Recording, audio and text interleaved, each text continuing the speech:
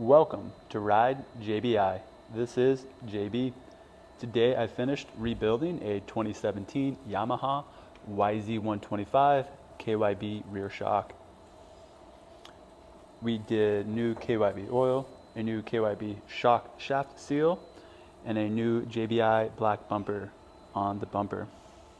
We also increased the spring rate for the rider to match the rider's weight.